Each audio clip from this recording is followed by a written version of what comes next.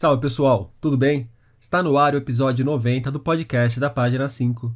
Aqui Rodrigo Casarim. Página 5 é também a coluna de livros que edito no portal UOL.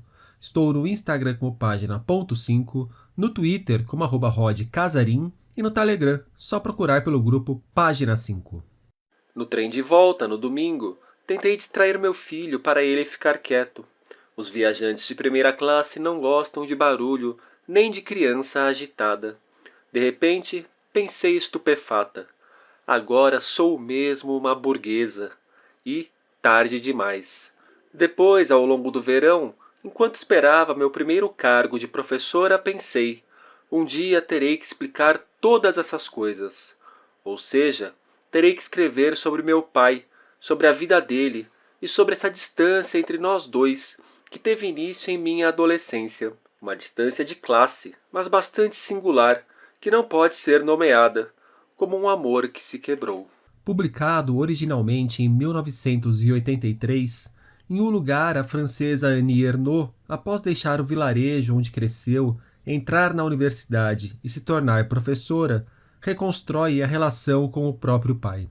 É uma relação que se torna conturbada, distanciada pelas diferenças culturais de mundos tão distantes em que pai e filha estão inseridos.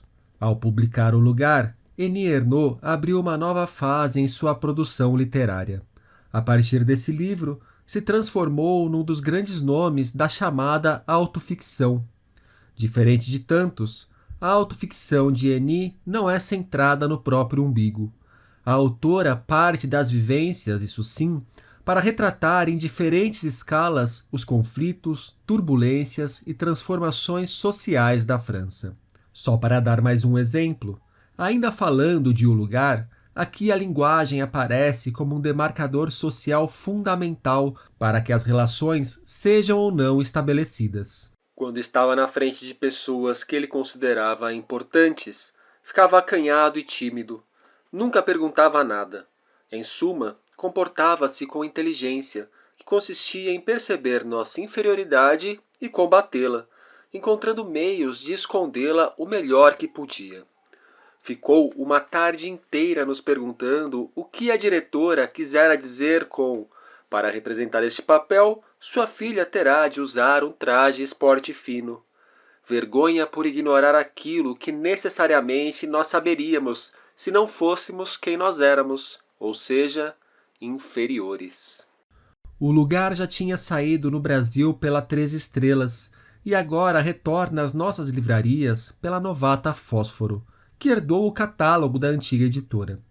Pela Fósforo também já saiu Os Anos, que traz um grande panorama da história da França a partir da metade do século XX. Foi com Rita Matar, uma das editoras da Fósforo, que conversei sobre Annie Ernaux, um dos maiores nomes da literatura francesa na atualidade, e autora que influenciou gente admirada pelos brasileiros, como Edouard Louis, autor de O Fim de Eddie e História da Violência. Rita Matar, obrigado pela presença aqui no podcast da Página 5.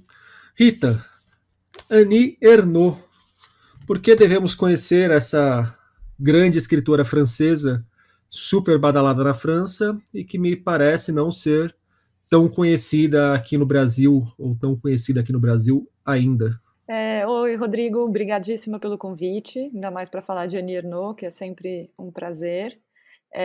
Acho que quem já está lendo, né, agora que o primeiro livro que a gente trouxe da Fósforo foi lançado em maio e na sequência em junho a gente publicou, o primeiro era O Lugar, agora em junho a gente publicou Os Anos. Eu acho que quem já está lendo ou já leu já entendeu porque que eu tenho martelado tanto nessa tecla e tal, porque de fato é uma autora muito diferente, então eu acho que só por isso, se não fosse todo o resto, eu acho que só pelo fato de ela fazer uma coisa tão diferente do que a gente está acostumado a ler, já vale para quem está atrás de novidades, porque especificamente O Lugar, quando foi publicado em 83, foi muito inovador para a época, e Os Anos, que é publicado no começo dos anos 2000, também, e é muito impressionante. Eu, pelo menos, comecei a leitura dela pelos anos, fiquei muito espantada. O meu pensamento era um pouco assim: como é que alguém me inventa uma coisa dessa a essa altura do campeonato, sabe? Alguém que está falando da própria vida, está falando da história da França moderna, nesse mesmo período da vida dela, são 60 anos, em menos de 300 páginas, de uma maneira super nova, porque é uma autobiografia sem a primeira pessoa, em nenhum momento ela fala eu, e ao mesmo tempo ela faz essa autobiografia coletiva, fala de 60 anos da história da França. É muito diferente. Então, quem gosta também de conhecer outros tipos de literatura não vai se decepcionar, sem dúvida nenhuma. E aí depois tem mil outros motivos que a gente vai falando por aqui. A Eni ela é colocada como um dos grandes nomes da autoficção, da famosa autoficção, da tão comentada autoficção. Ela não é a primeira pessoa a criar uma autoficção, é difícil estabelecer onde começa isso, mas eu só li o lugar, eu não li os anos ainda. Me pareceu que um ponto diferente de outros trabalhos de autoficção que a gente costuma ver por aí é aquela parte dela, mas para falar menos dela e mais do que está no entorno dela e do entorno imediato na questão do lugar e de um entorno muito mais amplo, mesmo no imediato já trazendo a questão social ali daquela pequena cidade, daquele ambiente rural que ela vai retratar a partir da maneira como ela interpreta e da maneira como ela lê o pai dela, né? E aí depois, nos anos, levando para a França de uma forma mais ampla. Ainda que no lugar também já tenha muito do conflito que há entre uma França mais metropolitana, uma França mais das grandes cidades e a França dos vilarejos, principalmente. É isso que ela traz de novo? É essa autoficção que não fica só centrado no próprio umbigo, mas que parte de uma percepção de mundo e de um caminhar pelo mundo para entender o que está no entorno? E acho que sim, Rodrigo, faz super sentido isso que você está falando, pelo menos eu também vejo dessa maneira. Eu acho até engraçado, porque ela, de fato, né, ficou muito associada a essa ideia da autoficção, embora ela mesma sempre diga que ela escreve não ficção, né? Ela é super categórica nessa classificação dela.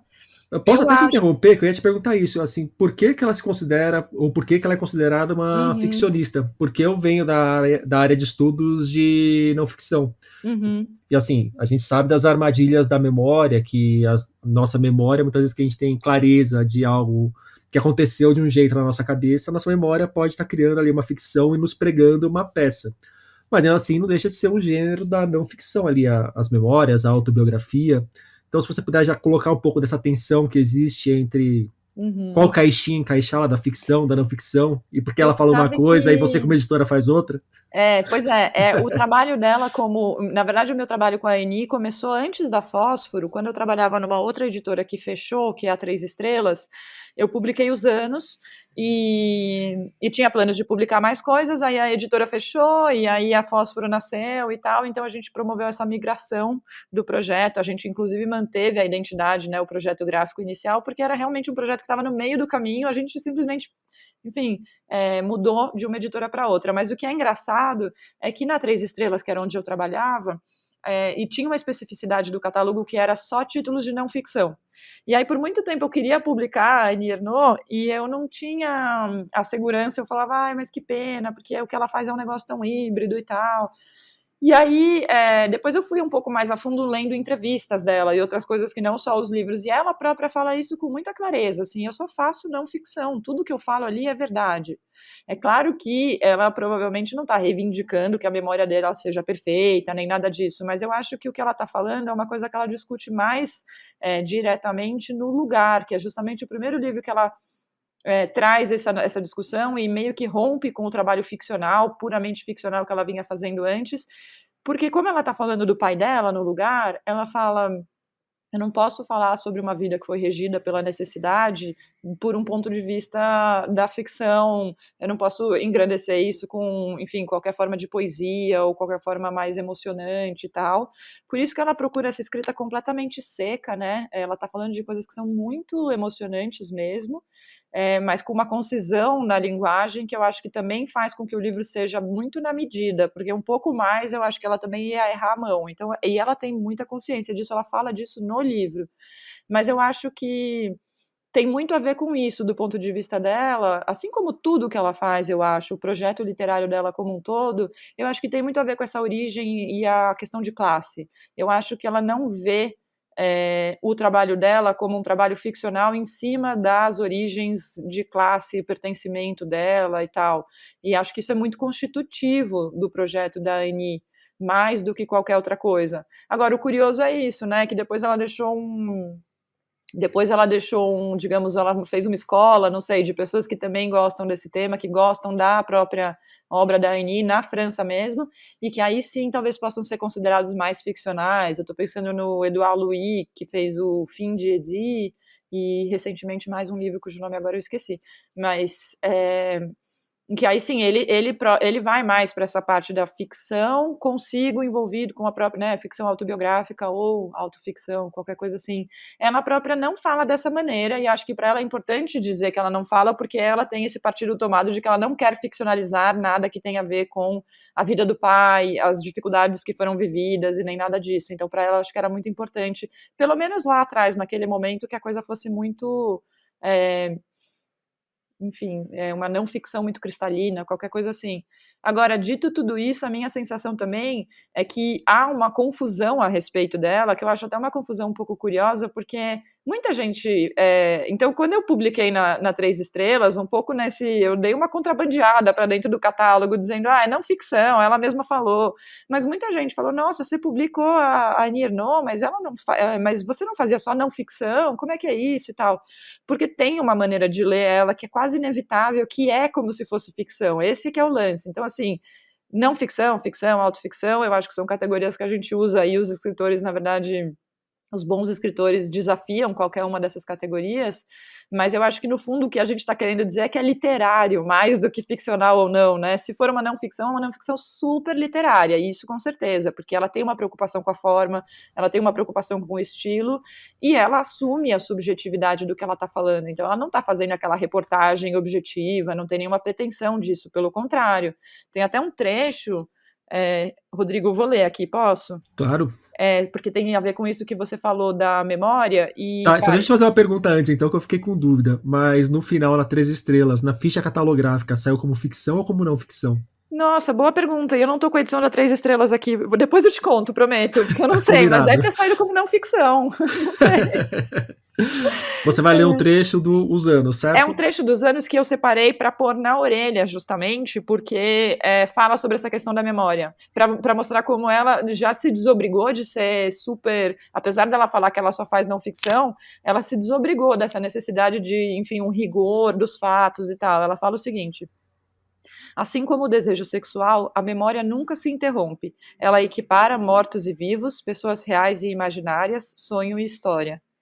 E acho que é um pouco isso que ela faz no livro, né? Porque isso ela fala nas páginas iniciais, porque ela tá assumindo, vou fazer um negócio aqui que vai misturar mesmo as minhas memórias, talvez de 7 anos com 13, com 20, elas se fundem, tem um pouco essa dinâmica do sonho também, né? Essas fusões, o desejo sexual, que ela é muito sagaz em associar essas coisas.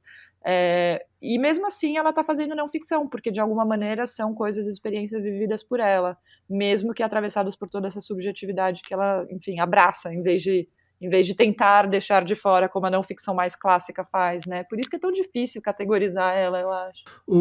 Você falou da subjetividade, e no lugar me chamou muito a questão de como ela tem o conflito ali de gerações, claro. Fica muito claro na hora que ela fala do avô dela, de como o pai dela já era diferente do avô, e de como ela, pela questão da educação formal, já vai ser muito diferente do pai, e a linguagem estabelecendo um ponto de ruptura gigantesco, praticamente uma cisão involuntária entre ela e a família. Mas daqui a pouco a gente fala da linguagem.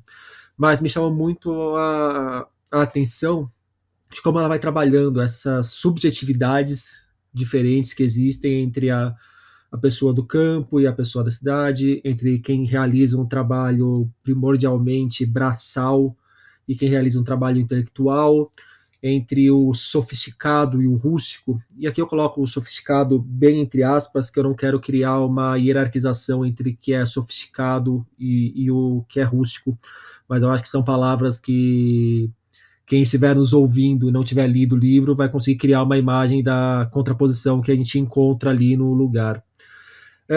Isso aí se aplica em outras obras dela também? A gente vai vendo esses conflitos tanto depois nos anos, quanto em outros livros que eventualmente ela trace essa linha também pela qual ela ficou tão marcada? Sim, acho que sim. De cara, eu acho que esse é um grande tema da vida dela, assim, da obra dela, então a gente encontra pontuado em vários lugares. Ela tem um livro muito bonito também, a gente tem planos de publicar mais obras dela, né, já tem 2, assim, contratadas, mas a vontade é de fazer tudo. Ela tem um livro, pode falar, você ia me perguntar Eu alguma ia coisa. perguntar, é que eu não gosto de fazer uma pergunta e depois já colocar outra em cima, que aí às vezes a gente acaba esquecendo da anterior, mas qual é o tamanho da obra dela a partir do lugar e com essa linha de estilo? Boa Porque pergunta, eu não até sei o o lugar ela mérito. tinha uma Hum, característica descrita e o lugar meio que funda dentro da obra dela isso que irá consagrá-la, né? isso. Você não precisa me dar um número exato, mas a gente está Eu não tenho falando esse de número, 5 mas livros, 50 mais, livros, mais. 500 livros. Eu não tenho o número preciso, mas eu sei, assim, de cabeça eu tô pensando em mais uns 4 ou 5 que eu já li, sabe? Certamente tem mais, eu não li a obra dela inteira ainda. Eu ia mencionar esse outro livro que faz par com o lugar, embora ela tenha escrito muito depois, porque é um Mas não livro vai que vir ela um não. César Aira com 110 livros, que nem Não, ele mas sabe quantos. não, não é assim também. Os livros, e ela tem essa característica que a grande maioria dos livros dela é curta, né? Então, ó, o lugar tem 72 páginas na nossa edição, e tem mais alguns que são assim curtinhos. Os anos tem 224, mas eu acho que é o maior, talvez, viu? Os outros são sempre curtos e ela, enfim, faz uma fatia de algum acontecimento assim da vida dela. Então tem esse que faz par com o lugar, que é sobre a mãe. E aí volta muita coisa, aliás, muitas coisas coincidem, né? Porque é um casal, mas tem um específico no qual ela fala muito disso que você estava comentando sobre essa oposição, né? Desse ambiente mais burguês. Essa também é uma palavra que ela usa muito, que se aplica muito à realidade francesa, né? Desse aburguesamento que ela vai passando conforme ela vai se educando, muda de cidade, casa com uma pessoa de outra proveniência e tal. Que se chama A Vergonha. Esse é um livro que a gente já contratou, a gente deve lançar provavelmente ano que vem, e é um livro que de uma, assim como todas as outras coisas, né? Tem um que ela fala sobre a experiência que ela teve com o aborto, a primeira experiência sexual dela, então ela sempre escolhe momentos muito importantes para ela, da própria vida, e vai trabalhando esses temas numa chave tanto particular quanto social. Mas nesse A Vergonha, ela parte de um trauma também, que é um trauma doméstico, de um episódio de violência doméstica do pai com a mãe, mas que é um episódio muito forte e que marca e é inesquecível para ela, desencadeia nela um sentimento de vergonha, que é o que dá nome ao livro, mas na verdade na segunda parte do livro ela vai falar muito sobre o sentimento de vergonha de uma maneira mais geral, assim, a vergonha de vir de uma cidade pequena, a vergonha de não dominar os códigos de uma outra classe social, então ecoa muito tudo que ela começa a pincelar ali no lugar, sabe? Que ela já fala bem, mas a vergonha vem com mais força ainda, esse tema. No lugar, um dos aspectos que mais me chamou a atenção foi a questão da linguagem. Eu até separei aqui uma citação dela falando com relação ao pai dela. Tudo que diz respeito à linguagem é, na lembrança que tenho dele, motivo de ranço e de brigas doloridas, muito mais do que o dinheiro. E você, na hora que estava comentando sobre o estilo da Anne e aquele limite que ela consegue atingir do sofisticado, mas sem ter nada rebuscado, nenhum rococó, nada barroco, nada fora do lugar, é um estilo dela muito sóbrio. Ela também explicita isso no lugar na hora que ela fala da troca de correspondências com a mãe dela, que ela fala que não podia ir muito além nos pensamentos, nas subjetividades que ela poderia explicitar num texto, para não criar essa ruptura, não criar a cisão desse pacto tão frágil que passa a ser a relação dela com os pais, a partir do momento, mais do que ela começa a ser educada, mas a partir do momento que ela entra na universidade, depois que ela vira professora, e aí que se acentua a diferença. Você falou, né, da questão da burguesia, uma outra oposição que a gente poderia fazer, eu acho que é entre o burguês e o camponês ali no caso. O camponês operário, né, porque é bem É, esse lugar onde os pais estão na sociedade. É muito marcante isso mesmo no livro, né, porque logo que ela começa a falar da infância do pai, uma coisa que também me chamou muita atenção é quando ela fala bom, primeiro que o pai já foi educado, né, cresceu num ambiente onde se falava o patuá, que é uma espécie de dialeto da região normanda, o avô só falava patuá, e aí ela fala isso, toda vez que alguém se referia ao meu avô, a primeira informação que vinha dele era que ele não tinha aprendido a ler e escrever, como se isso fosse determinante da pessoa que ele foi. Então eu acho que já está aí, assim, o quanto isso é uma coisa importante para ela, porque, claro, as pessoas comentavam, então isso é importante para todos ao redor, eu acho, mas é algo que ela guardou para si, né, enfim. Depois o uso do patuá, como é que ele rompe nas falas do pai e da mãe, assim, que são pessoas que estão nessa transição, né, que tentam falar o francês, mas que muitas vezes escapa. E aí tem uns momentos que eu acho muito interessantes, assim, quando o pai comenta, por exemplo, com a mãe, nossa, e o médico fulano de tal que soltou uma palavra em patuá, ou seja, alguém que tem estudo, mas que consegue, mas que usa o nosso dialeto, como se isso fosse, como se ele tivesse deixado escapar alguma coisa, porque na leitura da Annie, os pais estão sempre fazendo um esforço para esconder essas origens, né, essa humildade. E ela também, de alguma maneira, eu acho que essa é um pouco da dor que ela traz para dentro do livro e que faz com que esse livro também seja tão. Como ele conversa com tanta gente, né? Ele conversa com gente daqui e agora, impressionante. e aí, nesse sentido, o tempo todo que ela está falando sobre a relação dela com os pais, é uma relação que vai tendo mais. Vai perdendo pontos de contato, mas ao mesmo tempo vai se buscando criar outros tipos de conexões ou a cisão nunca está completa. Você vê que o ruído é cada vez maior, mas continua tendo um esforço de todos os lados para que haja ainda uma proximidade.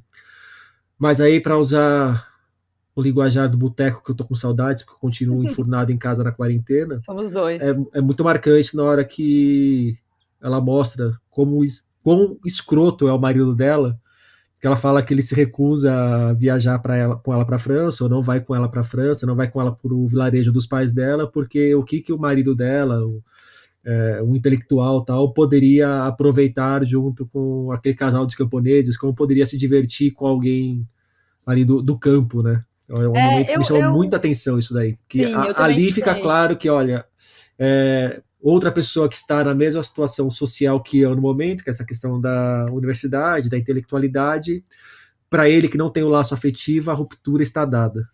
Eu senti uma coisa parecida, ligeiramente diferente, mas enfim, eu sinto que ela também foi ter com alguém de outra, digamos assim, outra classe. E só para complementar, e ainda no final, na hora que ela vai embora, o pai manda uma garrafa de, não é whisky, não é bourbon, como chama, o destilado perto do vinho, conhaque. Pro genro, né? Pro escrotão. Mas eu não sei se digamos, não estou aliviando para o cara, mas eu acho que isso daí tem uma coisa do tecido social também francês, mas de qualquer outro lugar. O que eu tenho a sensação é que tudo começa com o fato de que ela se vê nessa fronteira. Então, ela é a pessoa que consegue dialogar com esse universo cultivado francês, universitário e tal. Eu acho que ela faz um pouco dessa ruptura com a própria família, sobra, de fato, enfim, os laços de afeto mais elementares, assim, talvez até um caráter ou outro de obrigação com os pais, mas eu tenho a sensação, assim, de que ela também sente muita culpa porque ela promove essa diferença, né, essa distância, tanto que ela fala uma distância que começou na adolescência e que foi aumentando, e acho que o livro é uma tentativa de lidar com essa culpa, é uma culpa pesada. Então, eu fico na dúvida, eu fico me perguntando, será que é o cara que não quis ir? Será que é ela que blinda a família, sabe? Será que é ela que não vê ele se interessando pela família dela? Coisas que a gente não tem como saber. Enfim, o que o livro fala é muito mais sutil do que tudo isso. Mas a minha sensação é de que ela internalizou todos esses conflitos. Daí nasceu esse livro, dali nascem outros livros, acho que esse é o grande conflito dela, é o grande conflito da vida de muita gente que ascende socialmente, mas eu tenho a impressão de que, como a maioria das pessoas que passa muito tempo refletindo sobre um aspecto, eu acho que ela pensou mais, enfim, a autoconsciência dela a respeito desse assunto é tão profunda que talvez sejam coisas que o marido, ex-marido, né, nunca nem tenha atentado para isso, sabe? Isso talvez sejam demônios mais dela do que do cara. Até depois do Contra Mim também seria muito oportuno se a gente perguntasse pro cara a versão dele da história, Né? né? Agora, como Exatamente. Porque voltando pro vai meu ver. papel de jornalista, não de julgador da vida alheia. Mas eu também fiquei, claro, com essa sensação de antipatia com ele, porque a gente está totalmente no ambiente doméstico ali da cidadezinha, entendendo a lógica dessa família, a história dessa família e tudo que ela tem para nos contar, e de repente vê uma pessoa que não mostra interesse nenhum por isso. Agora, pode ser também que seja a Annie desinteressada pela própria vida, ou achando que a própria vida, a própria infância não são dignas de interesse de alguém da cidade grande, porque acho que daí sai muita coisa, né? Do que ela escreve. Agora, momento de spoiler. Quem estiver nos ouvindo aí e não curtir spoiler, pula um pouco pra frente, depois vai voltando até achar o ponto que não tem mais spoiler. Pula aí uns 20 segundos. No final do livro, ela mostra uma ruptura. Se houve uma ruptura do avô pro pai dela, tênue, do pai dela para ela, bem maior já, ela mostra de novo uma ruptura tênue, ou a cena para uma ruptura tênue no final do livro, na hora que ela fala que encontra uma ex-aluna dela no caixa de supermercado, vai conversar e a menina fala que não passou no técnico, no curso técnico que ela queria fazer, e ela fala, eu nem lembrava qual era o curso técnico ou não, mas assim, a cena para essa diferença mesmo para quem tem o estudo, até onde você vai com o estudo, seja o estudo em si, a partir do estudo em si, até onde isso pode te levar, se você vai ser alguém que vai ser a professora ou se você vai ser alguém eventualmente que vai continuar como caixa de supermercado durante muito tempo. E aí eu fico pensando também nas rupturas que a gente segue tendo hoje em dia. Eu acho que trazendo para o Brasil para uma coisa quente, a gente está no momento de um estraçalhamento do nosso tecido social, que muitas pontes foram desfeitas e que às vezes falta isso, falta o diálogo entre partes que parecem mundos completamente diferentes. Você gostaria de falar um pouco sobre isso? Não sei se você percebe dessa forma Eu também. Você percebo. pode, inclusive, discordar de mim e falar Não, que eu eu falei um monte de concordo. besteira, não tem problema. Não, na verdade, assim, quando eu li o livro, o lugar, e fui mandar uma proposta para a autora, para a gente publicar o livro dela no Brasil, eu fiz esse comentário muito marcado. Foi isso em 2018, então a gente já estava num processo, né, logo antes das eleições, a gente já estava mais ou menos vivendo o começo do pesadelo que a gente vive hoje. Já dava para ver algumas forças, né, em ação. Mas eu estava com uma memória muito viva ainda de um outro Brasil, né? A gente, enfim, teve alguns anos antes disso tudo aqui que tinha outro sentimento no ar. E eu comentei com ela isso, que eu achava que era um livro, o lugar especificamente, mas a obra dela como um todo era uma obra que dialogava muito com uma geração de pessoas que ascenderam, que puderam frequentar a universidade, os primeiros das próprias famílias que foram à universidade, graças a políticas de ação afirmativa, estou falando de cotas, enfim. Então, eu sentia que era importante também a gente endereçar, a gente dialogar com as pessoas que iam enfrentar e estão enfrentando agora, independente de tudo que veio depois, simplesmente por terem frequentado a universidade, não ter esse respaldo familiar de pessoas que também já passaram por essa experiência antes, de conseguir dialogar com essas pessoas e comunicar essa dor, porque é uma dor que muita gente sofre calado, né? Enfim, esse sentimento de desajuste, de não pertencer, de repente estar numa sala de aula com pessoas sofisticadas, para usar a palavra que fica aparecendo de novo na falta de outra melhor, mas de não dominar os códigos sociais de uma elite intelectual, né? Que hoje em dia enfim, no Brasil, quem pode frequentar a universidade é majoritariamente a elite intelectual. Então, eu sentia que era um livro, esse era o meu palpite, eu acho que ele está se confirmando muito, conforme eu vejo as pessoas reagindo ao livro, de que é um livro que comunica com pessoas que também têm essas experiências no privado, e que nunca acharam que elas poderiam ser compartilhadas numa esfera pública, porque são passagens de vergonha, ou porque, enfim, a gente sempre atribui como algo que eu já devia saber e eu não sei, e qual é enfim, ou na minha casa a gente não faz assim, a gente não sei lá, hábitos, né, etiqueta, coisas muito simples mesmo, eu estou falando de coisas elementares. E, curiosamente, só porque o Brasil é esse país cheio das dinâmicas próprias, esse livro também comunicou com pessoas de outras gerações, que eu não tinha pensado neles de imediato, eu tinha pensado nessa geração de jovens recém-saídos da universidade, mas eu tenho recebido retorno também de pessoas que devem ter agora uns 60, 70 anos, cujos pais foram imigrantes e que também passaram por isso, porque chegaram aqui no Brasil em outro momento, outro contexto completamente diferente, mas enfim, chegaram com pouco dinheiro e prosperaram muito no Brasil. Muito dos imigrantes do começo do século passado conseguiram prosperar e puseram os filhos nas universidades, e aí os filhos passam por essa sensação, né? Meus pais eram pessoas muito mais simples do que eu, que tiveram que deixar os próprios países por necessidade, e eu estou aqui estudando e, enfim, de novo, essa clivagem social. Então, isso eu acho 100% fascinante da obra dela, porque ela em nenhum momento fala de nenhum outro lugar que não seja a cidadezinha dela na França, e, no entanto, ela está se comunicando com pessoas de muitos lugares do mundo. Ela é uma autora publicada em várias línguas, e aqui no Brasil ela cai como uma luva. Isso eu acho muito impressionante. Trazendo aqui para o Brasil ainda, hoje eu já percebo uma tendência que já deu mais esfriada, mas no começo desse século, e pegando ali a segunda metade da década de 00 e a primeira metade da década de 10, a gente viveu um boom barra uma praga barra um predomínio absurdo da autoficção aqui no Brasil, dentro da literatura. A gente tem correspondentes da Annie Ernaux por aqui, ou é possível pelo menos estabelecer alguns contatos, que não que a gente vai ter a versão brasileira da Annie, mas pessoas que dá para perceber, assim, se não uma certa influência, mas estabelecer um paralelo? Pois é, sabe que eu fiquei pensando nisso também. Eu fiz um bate-papo com a Marília Garcia, que fez a tradução dos 2 livros, e ela citou a obra da Paloma Vidal, que eu fiquei super curiosa para conferir quais são os pontos de contato, porque eu não tinha feito essa associação.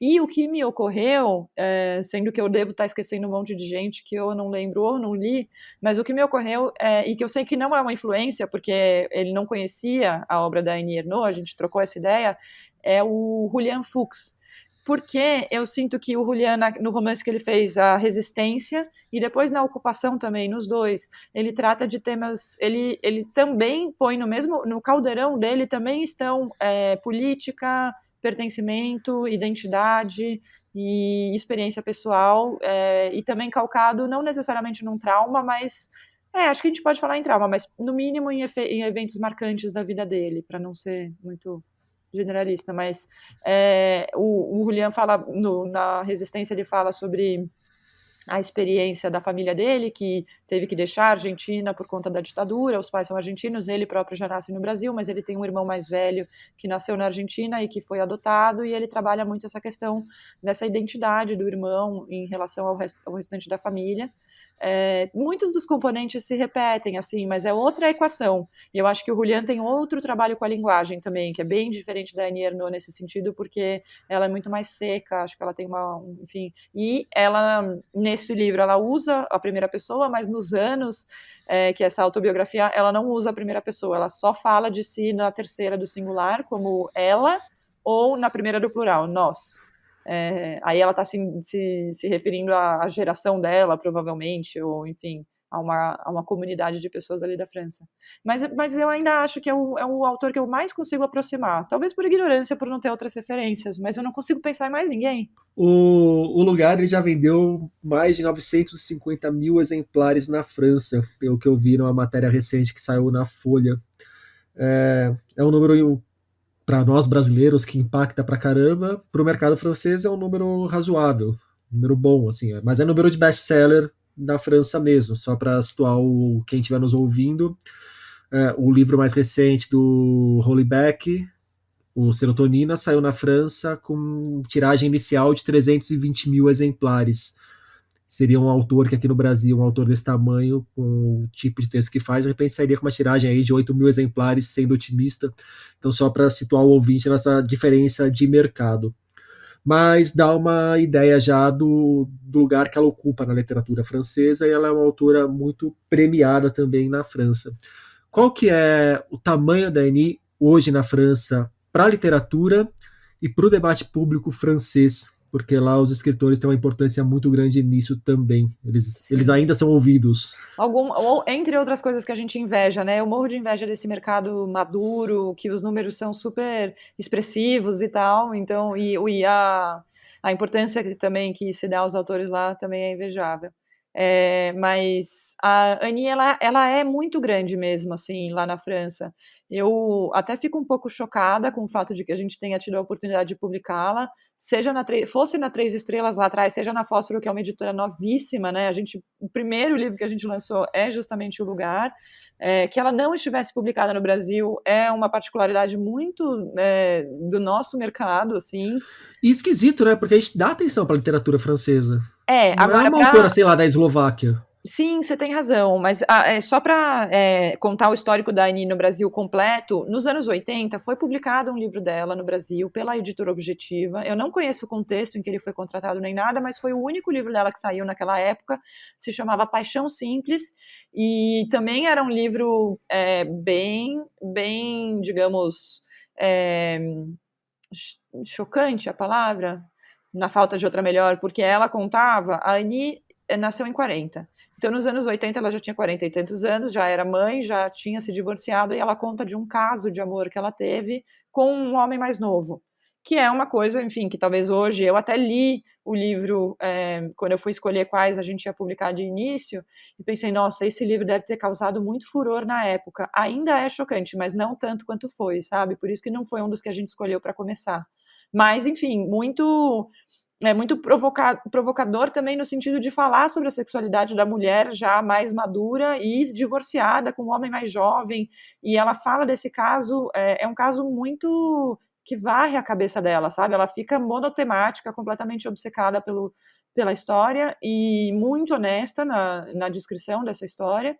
Então, até quando ela está falando das coisas mais particulares, ela consegue falar de alguma maneira que tem uma sinceridade meio inaugural, parece. Não sei se inaugural, a França também tem tantos casos desse, né? Mas chocou, de todo modo chocou na França também. Agora, uma coisa que a Adriana, que é editora da Marie Claire, que a entrevistou agora recentemente, me contou, é que a Annie contou para ela que Os Anos é a única obra dela que foi mais ou menos consensual. Isso já no começo dos anos 2000. Todos os outros livros dela tiveram resenhas mistas. Acho que ela já, assim, a Gallimard, que é a editora francesa, talvez uma das principais, se não a mais importante, a tem no catálogo como uma das suas principais autoras, se não a mais importante. Eles já me falaram isso algumas vezes e tal. Então, assim, ela é de fato uma gigante da literatura contemporânea francesa, isso fora, sem sombra de dúvida. Mas talvez por esse formato híbrido, talvez por ela viver nessa zona de fronteira entre ficção e não ficção, existem, enfim, as pessoas têm julgamentos diferentes. Parece que Os Anos foi a única obra dela que realmente acachapou todo mundo e enfim, terminou de consolidar o lugar dela no panteão dos autores franceses. Até então, havia gente que talvez gostasse mais ou menos do trabalho dela. Agora, ela está com 80 e poucos anos se posicionando a respeito de muitas coisas, assim. Ela fala sobre aborto, ela fez um aborto jovem, imagina, ela tem 80 anos hoje, ela fez um aborto acho que aos 16, isso é tema de um livro que a gente também vai publicar. Não virou reacionária, não, né? Não, Envelheceu pelo bem. contrário. Tá. Pelo contrário, ela tem um feminismo muito sólido, super consistente, e ela, assim, ano passado, no começo da pandemia, escreveu uma carta aberta ao presidente, ao Macron, falando sobre, enfim, as falhas dele na administração da pandemia. Então, uma pessoa muito engajada, posicionada, absolutamente lúcida, e o que fez tudo isso, enfim, não agora, porque agora essas vozes estão sendo ouvidas, que vem fazendo isso de uma maneira muito consistente há bastante tempo, né? Rita, para a gente fechar, o Lugar saiu no começo do ano, vocês acabaram de publicar Os Anos, e o que mais vem por aí então, Dani? Você já deu uma pincelada nisso, mas só para deixar já quem estiver ouvindo a Breaking par das news. novidades. Em primeira mão. A gente vai publicar para o ano que vem, a gente tem a vontade de fazer 2, possivelmente, né? Com certeza um sai, possivelmente 2. A gente deve começar com um livro que se chama O Acontecimento, que é justamente o livro no qual ela narra o aborto que ela fez jovem, antes de se casar, esse é o acontecimento. E depois, se a gente conseguir, se couber, se tudo permitir, a gente publica também A Vergonha no segundo semestre do ano que vem, se não fica para 23, mas certamente a gente segue com a obra dela, vai ter bastante coisa ainda. Tem muita coisa para discutir sobre a Annie Ernaux. Cada livro dela inaugura todo um leque, um universo próprio, assim. Rita Matar, muito obrigado pelo papo. Eu que agradeço, um prazer. Recordando, O Lugar de Annie Ernaux chega aos leitores pela Fósforo, em tradução de Marília Garcia. Entre os dias 19 e 22 de agosto, a Amazon promoverá a sua 7ª Book Friday, ação que oferecerá milhares de livros com até 70% de desconto. Para a edição deste ano, haverá uma loja dedicada a pequenas editoras e autores independentes. A promessa é que parte da grana levantada com as vendas desse setor seja repassada para a ONG Vagalume, que promove a leitura entre crianças de comunidades da Amazônia. A partir do dia 16, a gigante multinacional tocará o Esquenta Book Friday, com uma série de bate-papos com escritores e outros profissionais ligados ao meio literário e editorial. Eu irei mediar uma dessas conversas virtuais com transmissão pelo YouTube. No dia 19, ao meio-dia, faço o meio de campo do papo sobre ficção contemporânea no formato romance com Dai Fernandes, Eduardo Spor e Ednei Silvestre. Aliás, gosto de contos de fadas. E cada vez mais volto a eles. Minha fala preferida é da Chapeuzinho Vermelho dos Irmãos Grimm, que nos diz, aliviada ao fim da sua história: nossa, que susto! Tava tão escuro na barriga do lobo. Você acabou de ouvir a atriz Simone Spalladori lendo fragmento de onde foi tirado o nome do novo livro de Luiz Henrique Pelanda, Na Barriga do Lobo. O Luiz é um dos melhores cronistas do país. Curitiba costuma ser a cidade que inspira os textos que chegaram a livros como Nós Passaremos em Branco, Asas de Sereia e Detetive à Deriva. Também contista são de Luiz O Macaco Ornamental e o excelente A Fada Sem Cabeça. Voltando ao novo trabalho, Na Barriga do Lobo reúne crônicas que vão até abril de 2020, quando a pandemia de coronavírus começou a apertar no Brasil. Nas histórias, muito da temperatura política do país medida a partir da capital paranaense. O Na Barriga do Lobo é o meu 5º livro de crônicas, e nele eu reuni textos que publiquei na imprensa entre 2016 e 2020. No livro a gente encontra o meu narrador mais corriqueiro, né, o meu flaner, que é inspirado em mim mesmo, claro, e esse personagem ele caminha pelas ruas do centro de Curitiba, em geral com suas filhas a caminho da escola.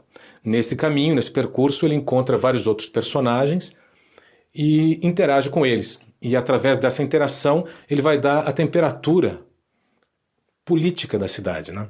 O Curitiba, a gente sabe, nos últimos anos assumiu um protagonismo muito triste dentro do teatro político brasileiro, e esse ódio, essa insegurança, essa impaciência em relação ao outro, em relação ao futuro, né, essa insegurança toda, ela acaba aparecendo nesses textos.